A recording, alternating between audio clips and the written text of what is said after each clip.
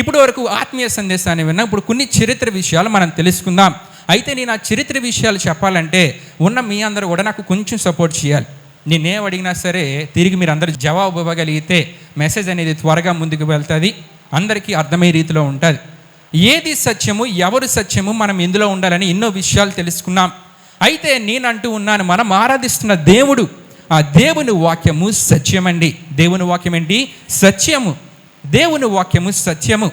అయితే ఒక గ్రంథాన్ని సత్యం అని చెప్పాలంటే శాస్త్రవేత్తలు కానీ పరిశోధకులు కానీ ఏమన్నారంటే కొన్ని విషయాలు వారు చెప్పారు. నువ్వు పరిశుద్ధ గ్రంథమైన బైబిల్ని నువ్వు సత్య గ్రంథం అంటావు కదా, సత్య గ్రంథం అన్నానంటే కొన్ని విషయాలు నాకు ప్రూవ్ చేసి చెప్పు, కొన్ని విషయాలు నిర్ధారించి తెలియజేస్తే నీ గ్రంథము పరిశుద్ధ గ్రంథం అని నేను ఒప్పుకుంటానని కొంతమంది ప్రశ్నించారు. వాళ్ళు అడిగిన విషయాలు ఏంటంటే, మొదటిగా నీ పరిశుద్ధ గ్రంథమైన బైబిల్లో చరిత్ర విషయాలు ఉండాలి. ఏంటి ఉండాలంట? చరిత్ర విషయాలు. రెండవదిగా శాస్త్రీయ విషయాలు ఉండాలి, సైన్స్కి సంబంధించిన విషయాలు ఉండాలి. మూడవదిగా పురాతత్వ శాస్త్ర విషయాలు ఉండాలి. బైబిల్ గ్రంథంలో అంటే నువ్వు బైబిల్ గ్రంథం సత్య గ్రంథం అంటున్నావు, ఆ బైబిల్ గ్రంథంలో ప్రవచన నెరవేర్పు అనేది జరగాలి. అందులో ప్రవచనాలు ఉన్నాయంటాం, ప్రవచనాలు తెలుసు కదండి అందరికీ. ఆ ప్రవచనాల నెరవేర్పు జరగాలి. అంతేకాకుండా ఇంకేమన్నారంటే ఆ బైబిల్ గ్రంథం రాసినప్పుడు ప్రత్యక్ష సాక్షులు అనే వాళ్ళు ఉండాలి. ఇంకా ఏమన్నారంటే ప్రియమైన దేవుని బిడ్డలారా, ప్రజలందరి సమస్యలకు పరిష్కారం అనేది ఆ పరిశుద్ధ గ్రంథమైన బైబిల్లో ఉండాలన్నారు. చివరిగా దైవ అధికారము ఆ గ్రంథానికి ఉండాలి. దేవునికి స్తోత్రం, హల్లెలూయా. అయితే ఇవన్నీ విషయాల్ని క్లుప్తంగా మనం తెలుసుకుందాం. ఎక్కువ సమయం నేను తీసుకొని క్లుప్తంగా ఈ విషయాలని మీకు తెలియజేయాలనుకుంటున్నాను. మొదటిగా ఏమన్నానండి? 7 విషయాలు చెప్పాను. మొదటి విషయం ఏంటి చెప్పాను? చరిత్ర విషయాలు. మొదటిగా చరిత్ర విషయాలు. బైబిల్ గ్రంథంలో ఉన్న చరిత్ర ఇంకా ఎక్కడ మనకి కనబడదు. ఎందుకంటే ప్రియమైన దేవుని బిడ్డలారా, బైబిల్ గ్రంథంలో ఉన్న చరిత్ర చాలామంది ఇక్కడ స్టూడెంట్స్ ఉన్నారు, చదువుకున్న వాళ్ళు ఉన్నారు. చదువుకున్న వాళ్ళ చేతులు అదనండి, చాలామంది చదువుకున్న వాళ్ళు ఉన్నారు, చదువుకుంటారు. చదువుకున్న పుస్తకాలలో కూడా ఏముంటుందండి? చరిత్ర ఉంటుంది. పుస్తకాలలో కూడా చరిత్ర ఉంటుంది. ఆ చరిత్రకి బైబిల్ చరిత్రకి తేడా ఏంటి అని చాలామంది అడుగుతూ ఉంటారు. పుస్తకాల్లో ఉండే చరిత్ర, ఒక మనిషి ఇంకో మనిషితో మాట్లాడే చరిత్ర పుస్తకాల్లో ఉంటుంది. పరిశుద్ధ గ్రంథమైన బైబిల్లో ఉండే చరిత్ర దేవుడు మానవునితో మాట్లాడిన చరిత్ర ఉంటుందండి. దేవునికి స్తోత్రం, హల్లెలూయా. మన పుస్తకాలలో దొరికే చరిత్ర నేను అంకుల్ మాట్లాడుకుంది, నేను తమ్ముడు మాట్లాడుకుంది, ఈ చరిత్ర ఉంటుంది. కానీ బైబిల్ గ్రంథంలో దేవుడు మనిషితో మాట్లాడిన చరిత్ర ఉంది. ఇది ఎక్కడా మనకు దొరకదు. గనుకనే నేను అంటాను, పరిశుద్ధ గ్రంథమైన బైబిల్ ఏంటండి? సత్య గ్రంథము. మీకు ఒక ఉదాహరణ చెప్తాను. చరిత్ర విషయాలన్నా కూడా కొన్ని డౌట్స్ వస్తూ ఉంటాయి. మనందరికీ జలప్రలయము మొట్టమొదటిగా ఎప్పుడు ఎవరి కాలంలో వచ్చిందండి? నోవా కాలంలో. ఇలా మీరు అందరూ జవాబు ఇస్తే మెసేజ్ బేగ అయిపోద్ది. నోవా కాలంలో జలప్రలయం వచ్చింది. ఆ జలప్రలయం వచ్చిన తర్వాత ఆ ఓడంట ఒక కొండ మీద ఆగిపోయిందంట. ఏ కొండ అండి? పెందుర్తి కొండ, ఆరారాతు కొండ మీద ఏమాగిపోయిందండి? నోవాహు ఓడ ఆగింది. అది బైబిల్లో ఉంది. అది నిజమో కాదో తెలుసుకుందామని చాలామంది చాలా పరిశోధనలు చేశారు. అయితే ప్రియమైన దేవుని బిడ్డలారా, 1840 సంవత్సరంలో టర్కీ అనే దేశంలో పెద్ద భూకంపం వచ్చిందంట. అంత పెద్ద భూకంపం వచ్చినప్పుడు ఆ భూకంపానికి కారణాలు ఏంటి, ఎందుకు వచ్చిందని చెప్పి పరిశోధకులు వెళ్ళి ఆ ప్రాంతంలో పరిశోధనలు చేస్తే అదే ఆరారాతు కొండపై వాళ్ళకి ఒక ఓడ దొరికిందంటండి. దేవునికి స్తోత్రం, హల్లెలూయా. ఆ ఓడ నోవాహు కాలంలో జలప్రలయం వచ్చినప్పుడు నోవాహు తయారు చేసిన ఓడని వారు నిర్ధారించారు. కనుక బైబిల్ ఏంటండి? సత్య గ్రంథము. బైబిల్లో చరిత్రక విషయాలు కూడా ఉన్నాయి. రెండవదిగా ఎర్ర సముద్రం. చిన్నపిల్లల్ని అడిగి కూడా చెప్తారు, ఎర్ర సముద్రం ఏమైపోయిందంట? 2 పాయలైంది. అది నిజమో కాదని చెప్పి చాలామంది అది కల్పితం. ఒక సముద్రం 2 ముక్కలు ఎలాగైపోద్దయ్యా? అవుతుందండి. బీచ్కి వెళ్ళి బీచ్ 2 ముక్కలు అయిపోయిందంటే అయిపోతుందా? అవ్వదు. మరి ఎర్ర సముద్రము ఎలా 2 పాయలైంది అని చెప్పి చాలామంది ప్రశ్నిస్తే ఆ ఎర్ర సముద్రం దగ్గర కూడా చాలామంది పరిశోధన చేసినప్పుడు లియోనార్డ్ ముల్లర్ అనే ఒక వ్యక్తి పరిశోధన చేశాడు. తన బృందాన్ని తీసుకువెళ్ళి ఆ ఎర్ర సముద్రం లోపల అతనికి కొన్ని రథాలు దొరికాయంట. ఈజిప్ట్ రథాలను చూసి అవి తీసుకొని వెళ్ళడానికి ఒప్పుకోరు, ఎందుకంటే ఈజిప్ట్ వాళ్ళు వాటిని బయటకు తీయనివ్వరు.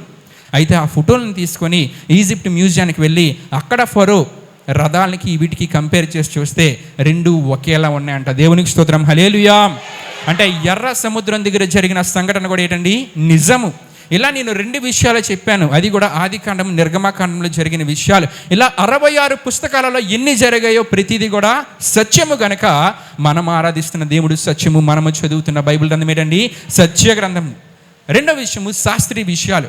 శాస్త్రీయ విషయాలు అంటే సైన్స్కు సంబంధించిన విషయాలు. సైన్స్కి సంబంధించిన విషయాలు కూడా బైబిల్ గ్రంథంలో ఉన్నాయి. బైబిల్ గ్రంథంలో రాయబడిన సైన్స్కి సంబంధించిన ఒక్క విషయం కూడా కల్పితం కాదని చెప్పారు. నేను మిమ్మల్ని అందరూ నా క్వశ్చన్ అడుగుతాను. ఒక మనిషి శరీరంలోని రక్తం ఎక్కువగా పోతే మనిషి ఏమైపోతాడండి? చనిపోతాడు. ఈ విషయం మనుషులు కనిపెట్టడానికి 1616 సంవత్సరంలో కనిపెట్టారంట. అన్ని సంవత్సరాల తర్వాత ఆ విషయం కనిపెట్టారు. కానీ బైబిల్ గ్రంథంలో ఒక విషయం కనబడుతుంది. లేవియా ఖండం తీసినట్లయితే లేవియా ఖండం 17వ అధ్యాయము, లేవియా ఖండము 17వ అధ్యాయం 11వ వచనాన్ని ఎవరైనా చదువుతారండి? రక్తం ఏంటంటండి? దేహమునకు ప్రాణము. 1616వ సంవత్సరంలో మనిషి శరీరం నుండి ఎక్కువ రక్తం పోతే మనిషి చనిపోతాడని కనిపెట్టారు. కానీ ఇదే విషయము కొన్ని వేల సంవత్సరాల ముందు పరిశుద్ధ గ్రంథమైన బైబిల్లో రాయబడి ఉంది. రక్తము దేహమునకి ఏంటండి? ప్రాణము. రక్తం పోయిందా మనిషి ప్రాణం పోతుందని బైబిల్లో ముందే ఉంది. సైన్స్ కూడా ఉందా లేదండి? బైబిల్లో ఉంది. రెండవదిగా ఇంకో విషయాన్ని చెప్తూ ఉన్నాను. భూమి అంటే మనం నివసిస్తున్న ఈ భూమి బల్లపరుపుగా ఉందంట. మనం పడుకుంటాం కదండి మంచాలు, అలాగుందని చెప్పి ముందు మనుషులు నమ్మేవారంట. బలపరుపుగా ఉంది భూమి? లేదు కదండి. భూమి ఎలాగుంది? గుండ్రంగా ఉంది. ఈ విషయం కనుక్కోవడానికి కూడా ఒక వ్యక్తి చాలా కష్టపడి భూమి అంతా తిరిగిసాడంట. అంటే ఒక ప్రాంతం నుండి ఇంకో ప్రాంతానికి మొత్తం తిరిగి చివరికి ఏంటి చెప్పాడంటే, భూమి బల్లపరుపుగా లేదయ్యా, భూమి ఎలాగుంది? గుండ్రంగా ఉందని చెప్పాడంట. కానీ ఈ విషయము బైబిల్ గ్రంథంలో ముందే ప్రియమైన దేవుని బిడ్డలారా యోబు గ్రంథంలో మనకి కనబడుతుంటుంది. నరులకు నివాసయోగ్యమైన భూగోళము. ఈ విషయం మీరు తెలుసుకోవాలనుకుంటే కనుక యోబు గ్రంథము 37వ అధ్యాయం 12వ వచనంలో మీరు చూస్తే నరులకు నివాసయోగ్యమైన భూగోళము. భూగోళం అంటే భూమి ఎలాగుందని అక్కడ అందండి. గోళం అంటే గోళం ఏంటండి? గుండ్రంగా ఉందని. అంటే సైన్స్ బైబిల్లో ఉందా లేదా? ఉంది. కనుక బైబిల్ ఏంటి? సత్య గ్రంథము. దేవునికి స్తోత్రం, హల్లెలూయా. మూడవదిగా పురాతత్వ శాస్త్ర రుజువులు ఉండాలి. పురాతత్వ శాస్త్ర రుజువులు అంటే ఎర్ర సముద్రం గురించి నేను చెప్పేశాను, బాగానే ఉంది. జలప్రలయం వచ్చిందని నేను చెప్పాను, బాగానే ఉంది. కానీ వాటికి ప్రూఫ్స్, రాత పలకలు ఉండాలి. అవి జరిగాయని నిజాలు కనబడాలి. ఇవన్నీ కనబడ్డాయి. ఎన్నో రాతి పలకలు దొరికాయి ప్రియమైన దేవుని బిడ్డలారా. ఎన్నో రాళ్లపై చెక్కబడిన విషయాలు దొరికాయి. అవన్నీ పరిశుద్ధ గ్రంథమైన బైబిల్లో చూస్తే గనుక అవి ఇవి ఒకేలా ఉన్నాయి.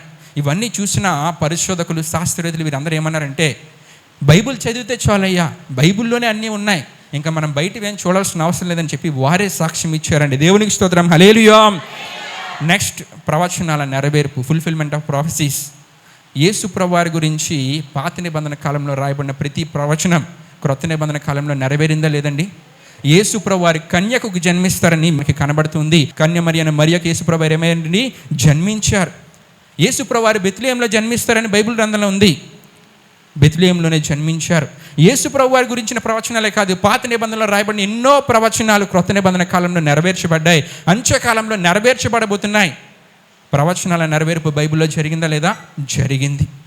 ప్రతిదీ జరిగింది ప్రియమైన దేవుని బిడ్డలారా. ప్రవచనాల నెరవేర్పు జరిగింది. ఇంకా మనం చూసుకుంటే కనుక ప్రత్యక్ష సాక్షులు ఉండాలయ్యా. నువ్వు బైబిల్ సత్యమనేస్తున్నావు కదా, ప్రత్యక్ష సాక్షులు ఉండాలి. పేతురు గారు అంటూ ఉంటారండి, ఒకానొక సందర్భంలో పేతురు గారు రాసిన మొదటి పత్రిక 5వ అధ్యాయం 1వ వచనం మీరు చూస్తే కనుక, క్రీస్తు శ్రమల గూర్చిన సాక్షిని నేను, యేసు ప్రభువారు అనుభవించిన శ్రమల గూర్చిన నేను సాక్షినయ్యా అని చెప్పి పేతురు గారు అంటూ ఉంటారు.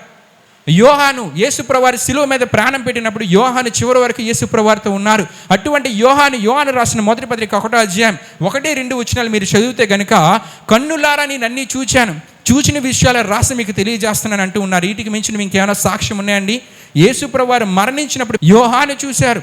యేసు ప్రభువారు అనుభవించిన శ్రమలు వాళ్ళందరూ పత్రికలు రాశారంటే ప్రత్యక్ష సాక్షులు ఉన్నట్లా లేరా? ఉన్నారు. ప్రత్యక్ష సాక్షులు ఉన్నారు. ప్రజల సమస్యలకు పరిష్కారం కూడా బైబిల్లో ఉండాలి. ప్రజలు ఏ సమస్య ఎదురైనా దానికి పరిష్కారం ఈ పరిశుద్ధమైన బైబిల్లో దొరకాలి. క్వీన్ విక్టోరియా బ్రిటన్ దేశాన్ని ఆమె పరిపాలించారండి. 63 సంవత్సరాలు ఆమె పరిపాలించారు. ఆమె పరిపాలనలో బ్రిటన్ దేశం ఎంతో గొప్పగా హెచ్చించబడిందంట.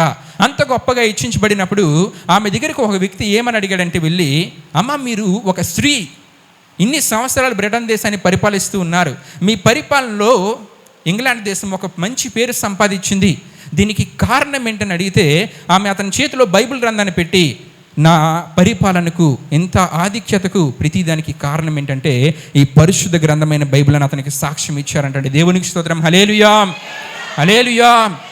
చివరిగా దైవ అధికారం అనేది ఉండాలి. బైబిల్ గ్రంథంలో మీరు చూడండి, యెషయా గ్రంథం, ఇర్మీయా గ్రంథం కొన్ని విషయాల్లో యెహోవా వాక్కు ప్రత్యక్షమైంది, దేవుని వాక్కు ప్రత్యక్షమైంది. కనబడతాయి కదండి, చదువుతాం. యెహోవా వాక్కు ప్రత్యక్షమే ఎలా సెలవిచ్చాను, దేవుని వాక్కు ప్రత్యక్షమే ఎలా సెలవిచ్చానని మనం చూస్తాం. అంటే దేవుడే స్వయంగా వారికి చెప్పిన విషయాలు వాళ్ళు ఏం చేశారు? బైబిల్ గ్రంథంలో రాస్తారు. దేవునికి స్తోత్రం, హల్లెలూయా. మరి ఇవన్నీ విన్న తర్వాత ఈ పరిశుద్ధ గ్రంథమైన బైబిల్ సత్య గ్రంథమా కాదా?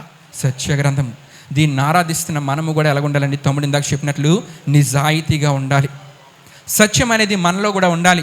మీకు అనిపించవచ్చు, ఇన్ని విషయాలు చెప్పాడులే, బైబిల్ ఒకడే రాసుంటాడు, బైబిల్ ఒకడే రాయడం వల్ల ప్రతిదీ కరెక్ట్గా రాసుకొని వస్తాడు గనుక బైబిల్ అన్నీ బాగానే ఉన్నాయని చెప్పి చాలామంది అంటారు. ప్రియమైన దేవుని బిడ్డలారా, బైబిల్ గ్రంథాన్ని రకరకాల ప్రాంతాలలో 40 మంది వరకు రాశారంటండి.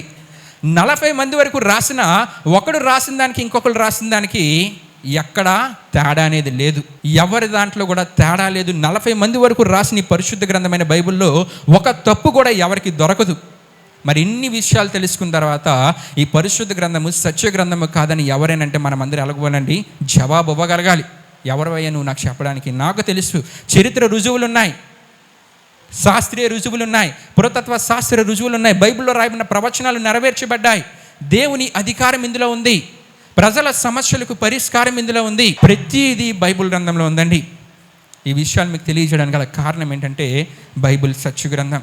ఎవరు అడిగినా సరే ప్రియమైన దేవుని బిడ్డలారా, నేను ఆరాధిస్తున్న దేవుడు నిజమైన దేవుడు, నేను చదువుతున్న పరిశుద్ధ గ్రంథమైన బైబిల్ సత్యమని సాక్ష్యం ఇచ్చే ఆత్మీయత ఇది నాన్న ఇక్కడికి వచ్చిన మీరందరూ కలిగి ఉండాలని కోరుతూ ఈ మాటలు నేను ముగిస్తున్నాను. దేవుడి పరిశుద్ధ వాక్యాన్ని మన వెనుకలో దీవించునుగాక.